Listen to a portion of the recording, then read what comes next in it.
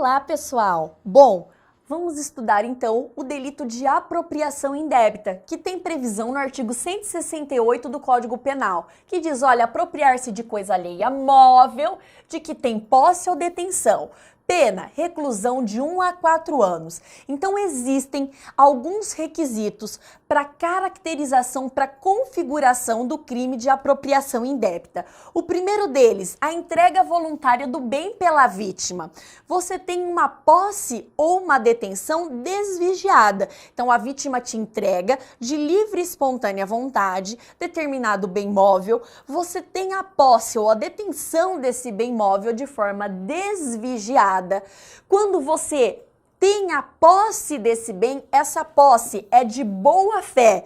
Então, o agente, ele recebe esse bem de boa fé. Ele não pretende praticar nenhum delito, né? O indivíduo entrega, por exemplo, te empresta um carro, por livre e espontânea vontade, você recebe aquele carro para fazer o uso desse carro, você tem boa fé, não existe dolo de praticar nenhum tipo de delito, né? E depois disso, depois de receber o bem de boa fé, existe uma modificação do comportamento do sujeito ativo. Ele passa a agir como se dono fosse daquele bem móvel que foi lhe entregue em confiança. Então, alguém te empresta um carro, por exemplo, você, de boa fé, recebe aquilo para usar aquele carro durante um mês, mas aí, depois de receber esse bem de boa fé, você resolve vender o bem, resolve emprestar para outra pessoa, resolve doar para alguém, ou seja, passa a agir como se dono fosse da coisa, ok? Então, ele difere do delito de furto, porque no furto, o sujeito, ele não tem a posse ou a detenção lícita do bem em momento algum, diferente da apropriação indébita, em que o indivíduo ele tem a posse inicial lícita do bem e posteriormente a isso a sua conduta é modificada, tendo ele dolo de agir como se fosse dono da coisa, vendendo, doando, transferindo, enfim, ok? Apropriação indébita previdenciária é um dispositivo, é um tipo penal que foi incluído em 2000 aqui dentro do Código Penal. Artigo 168-A. Deixar de repassar à Previdência Social as contribuições recolhidas dos contribuintes no prazo e forma legal ou convencional. Pena, reclusão de 2 a 5 anos e multa. Então, na verdade, está dentro dos crimes contra o patrimônio, mas não é um crime contra o patrimônio, é um crime contra a Previdência Social. Esse artigo 168-A, ele é uma norma penal em branco. Por que ele é uma norma penal em branco homogênea? Porque ele diz, olha, deixar de repassar no prazo e forma legal ou convencional. Então, o que é uma norma penal em branco? É aquela que depende de um complemento para se tornar inteira, para se tornar completa, para poder ser entendida. Então, a gente precisa se valer de leis de cunho previdenciário para conseguir entender quais são essa forma legal, quais são esses prazos legais, ok?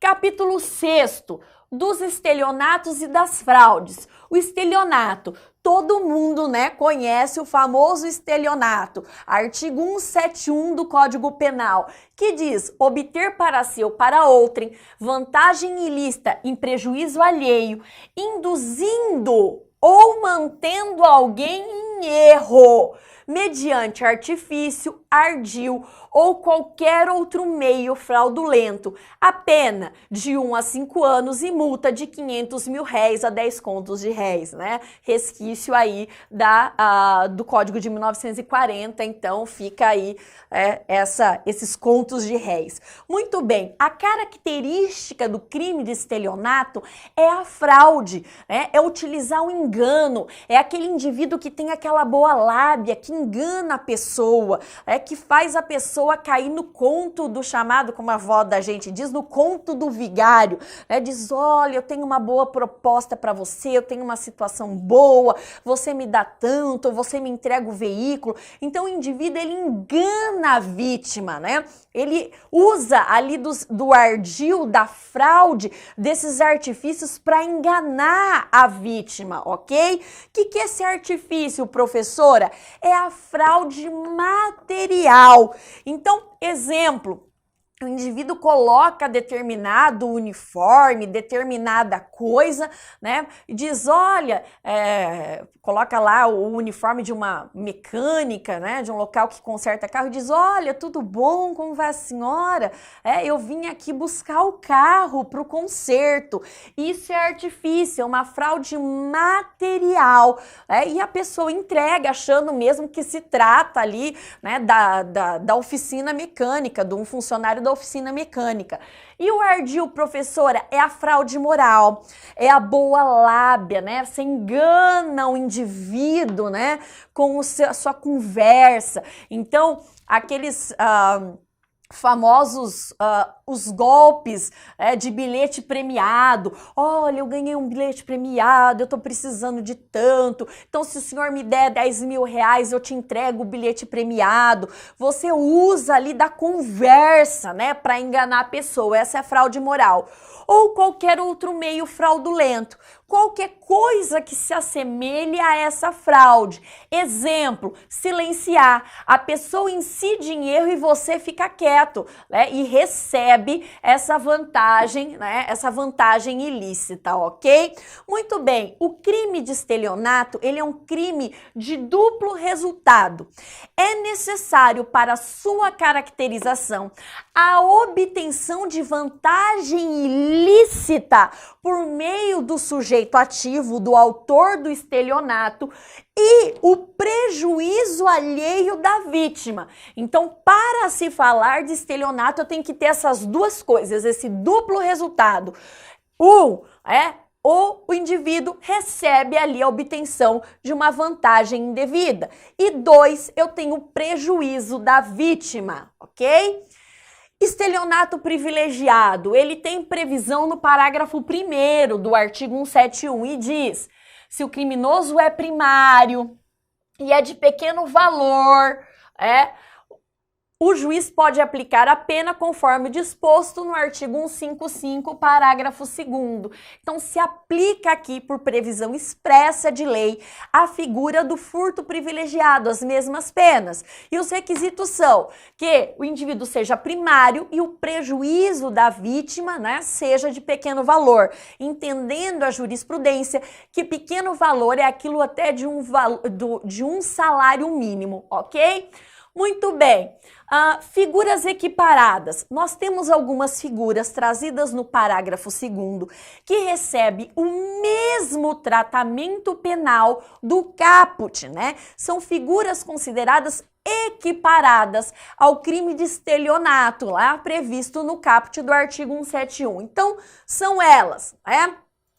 Nas mesmas penas incorrem: vende, permuta, dá em pagamento ou em locação ou em garantia coisa alheia como própria. Então, aqui a disposição de coisa alheia como própria. Alguém, eu tenho determinada coisa, tá lá, próximo a mim e tal, e eu dou essa coisa, eu loco, eu dou em pagamento, eu troco essa coisa como se fosse minha, tá? Inciso 2º, vende, permuta, dá em pagamento ou em garantia coisa própria, inalienável, ou seja, que não pode vender, gravada de ônus ou litigiosa, ou imóvel que prometeu vender a terceiro mediante pagamento de prestações silenciando sobre qualquer dessas circunstâncias. Você silencia a respeito do ônus ou de um encargo que aquele bem tem. Então, aquele bem está penhorado, mas aí você vende, né? Tem uma promessa de compra e venda daquele bem, você vende, né? Você dá, você troca. Então, você nesse caso ali é a alienação ou oneração fraudulenta de coisa própria. A coisa é sua, só que ela tem um ônus, ela tem algum encargo que você silencia a respeito. Depois, defraudar mediante alienação não consentida pelo credor ou por outro modo, a garantia pignoratícia quando tem a posse do objeto empenhado. Então, essa é a defraudação de penhor. A coisa está penhorada e você, de alguma forma, defrauda. Depois, inciso 4º, defrauda substância, qualidade ou quantidade de coisa que deve entregar a alguém. É a fraude na entrega de coisa. Então, por exemplo, você é um fornecedor de grãos. Alguém vai lá e compra 1 tonelada de soja com você. Na hora de você entregar a coisa, ao invés de você entregar 1 tonelada, você entrega menos. Você entrega ali 20% a menos do combinado. Isso é fraude na entrega de coisa. Ou na qualidade distinta. Então, alguém compra com você determinado objeto de ouro maciço. Ao invés de você entregar ouro, você entrega um latão, banhado a ouro. Então, também incide nesse inciso 4º. Por fim, inciso 5. Destrói total ou parcialmente, oculta coisa própria ou lesa o próprio corpo ou a saúde, ou agrava as consequências da lesão ou da doença, com o intuito de haver indenização de valor de seguro. É a fraude para o recebimento de indenização ou valor do seguro.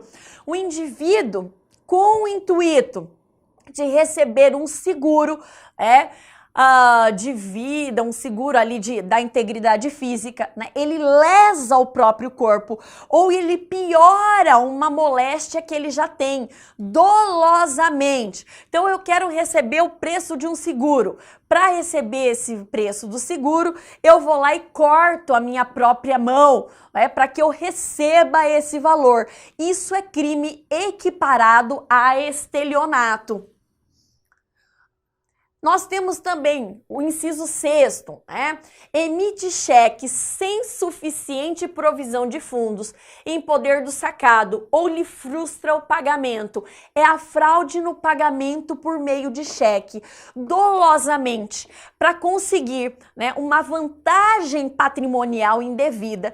Você dá um cheque sem fundo. Então, você dá o cheque para levar um carro que você vai comprar. Te entregam o carro, a pessoa fica com o cheque sem fundo, Ou você propositalmente, você dá o cheque, você tem até dinheiro na conta, mas você vai lá, e susta o pagamento desse cheque. Então o indivíduo ele utiliza do cheque, como uma forma de fraudar, como uma forma de enganar, de ludibriar a vítima, ok?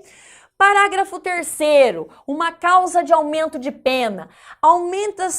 A pena aumenta-se de 1/3 se o crime é cometido em detrimento de entidade de direito público, de instituto de economia popular, assistência social ou beneficente, por motivos óbvios, ok? Depois, nós temos também o parágrafo 4º, que trata do estelionato contra o idoso, Essas pessoas, em razão da sua condição, de idade, cronológica, o indivíduo, por vezes, ele acaba sendo um pouco mais frágil ou até mesmo mais fácil de enganar, todos nós temos aquela vozinha, aquela pessoa de bastante idade que acaba acreditando muito fácil no que as pessoas dizem, A pessoa extremamente boa que acredita, eu tenho uma vozinha assim, Então, diz assim, aplica-se a pena em dobro se o crime for cometido contra idoso. Isso foi inserido em 2015, tá? Em razão da grande quantidade desses golpes que são aplicados contra essas pessoas idosas, ok? Capítulo 7º trata da receptação.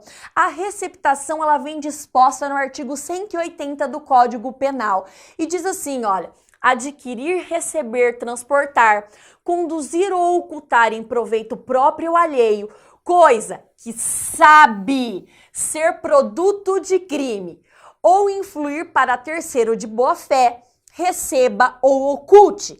Pena, reclusão de 1 a 4 anos e multa. O crime de receptação, ele é um delito chamado de parasitário. Por quê? Porque ele depende da existência de um crime anterior para que ele exista. Então, para que exista a receptação, um crime anterior, ele tem que ter sido praticado. Então, alguém praticou um furto, essa res furtiva, esse produto do furto, eu acabo comprando, recebendo, adquirindo, ocultando, sabendo ser produto de crime, ok? Então, também chamado parasitário ou acessório, são sinônimos, tudo bem? Nós temos também a receptação qualificada, que diz lá, olha, adquirir, receber, transportar, conduzir, ocultar, ter em depósito, desmontar, montar, remontar, vender, expor à venda, ou de qualquer forma utilizar em proveito próprio ou alheio, no exercício da atividade comercial ou industrial, coisa que deve saber ser produto do crime, né? Então, reclusão de 3 a 8 anos e multa. Então, o indivíduo aqui, eu sei que determinada coisa é produto de crime, que aquilo advém da prática de um delito, seja um furto, seja um roubo, seja um estelionato. E mesmo assim, eu adquiro essa coisa, eu transporto, eu oculto, eu utilizo. E no parágrafo 1º, eu uso no exercício da atividade comercial ou industrial. É por isso que a pena aqui é qualificada, ok? Nós temos também a modalidade da receptação culposa, que vem disposta no parágrafo 3º do artigo 180, que diz adquirir ou receber coisa que, por sua natureza ou pela desproporção entre o valor ou o preço, ou pela condição de quem oferece, deve-se presumir obtida por meio criminoso, detenção de 1 mês a 1 ano ou multa ou ambas as penas. Então, o que é essa receptação culposa, professora? O indivíduo chega alguém para você e te oferece, por exemplo, uma moto que vale R$10.000 por R$2.000. Ou seja, você deve presumir que isso é produto de crime. E mesmo assim você compra. Você não tem certeza, você não sabe, mas você age por negligência, por imprudência, acabando adquirindo esse produto, pela condição, desproporção do valor e do preço, ou pela condição do próprio produto. Alguém chega para te vender uma coisa, que tá sem caixa, tá sem nota fiscal, tá sem, tem algum dano no produto. Ah, não, mas era lá da minha casa, por isso que tá com esse dano e tal. Mas você tem que prestar atenção, Você não pode agir de forma imprudente ou negligente, menosprezando esse tipo de condição. Então, o legislador, ele criou essa figura culposa, ok? Parágrafo 4º. A receptação é punível, ainda que desconhecido ou isento de pena, o autor do crime de que proveio a coisa. Então, é uma norma penal explicativa. Ela diz, olha, a receptação é punível, ainda que o indivíduo, aquele que praticou o crime primário, o primeiro delito, ele venha a ser isento de pena, ou seja, desconhecido. Então, eu sou proprietário de um veículo, de uma moto, de alguma coisa. Alguém vai e subtrai. Eu não sei quem subtraiu, mas essa pessoa que subtraiu passou para frente. Esse passou para frente, esse que recebeu é chamado de receptador. Mesmo que eu não saiba quem é o autor do crime de furto que eu fui vítima, mesmo que esse autor seja desconhecido, o indivíduo responde sim por receptação, ok? Perdão judicial, tá? O parágrafo 5º, ele traz algumas hipóteses em que é possível o perdão judicial para o crime de receptação. Diz lá, olha, na hipótese do parágrafo 3º, ou seja, na receptação culposa, tá? Então essa primeira receptação culposa. Se o criminoso é primário, pode o juiz, tendo em consideração as circunstâncias, deixar de aplicar a pena. Então, quando se trata de uma receptação culposa, se o indivíduo é primário, dependendo das circunstâncias, o juiz pode deixar de aplicar a pena.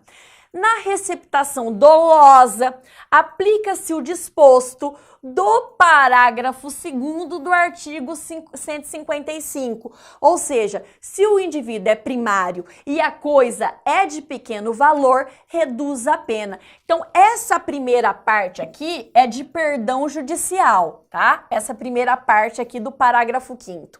Já a segunda parte trata de uma receptação privilegiada, que aplica lá para a receptação dolosa, tá? Tendo os mesmos requisitos do artigo 155, parágrafo 2º, réu primário e coisa de pequeno valor, ok? Aumento de pena, parágrafo 6º, tratando-se de bens e instalações do patrimônio da União, Estado, município, empresa concessionária de serviço público ou sociedade de economia mista, a pena prevista no caput desse artigo aplica-se em dobro. Então, quando a coisa, né, que é o objeto da receptação for pertencente à União, né, a municípios, a estados, ou seja, tiver esse caráter público, a pena é aplicada em dobro. Disposições gerais, né? Essas disposições gerais, pessoal, elas se aplicam aos crimes contra o patrimônio que nós estudamos até aqui. Então, tem lá, artigo 181 do Código Penal. Ele diz que o indivíduo é isento de pena, então não tem pena, tá? Não existe pena. Quem comete qualquer dos crimes previstos nesse título, que título?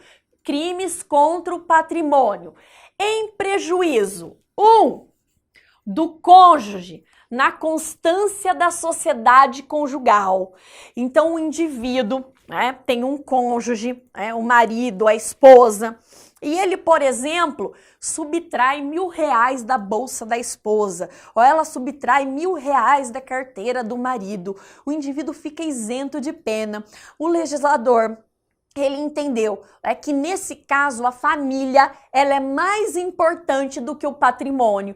Portanto, para causar menos estragos, é melhor então que o indivíduo fique isento de pena, ok? 2, de ascendente ou descendente, seja o parentesco legítimo ou ilegítimo, seja civil ou natural. Quem é ascendente, né? Pai, avô, quem é descendente, filho, neto, né? Pelos mesmos motivos, o legislador tentou proteger a família aqui, tá? Mas uma coisa importante, não são para todos, essa isenção de pena, não são para todos os crimes contra o patrimônio. Existem algumas exceções que o artigo 183 nos traz. Ele diz, olha, não se aplica o artigo 181, tá? Se o crime é de roubo ou de extorsão.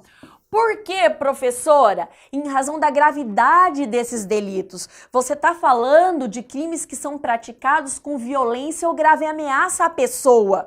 Portanto, não se pode isentar de pena. Então, o indivíduo que bate no próprio pai, né, para tirar, para subtrair alguma coisa, que usa de grave ameaça contra a sua esposa, né, para pegar determinado bem, isso, tá, não isenta de pena, em razão do meio utilizado. O próprio artigo 183 faz essa ressalva, tá?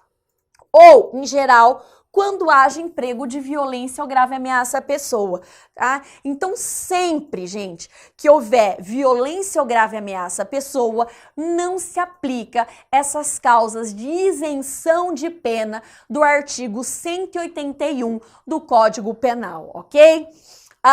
Inciso 2º, né? Ao estranho que participa do crime. Então, se houver concurso de pessoas, o indivíduo, ele está em uma dessas situações previstas pelo artigo 181.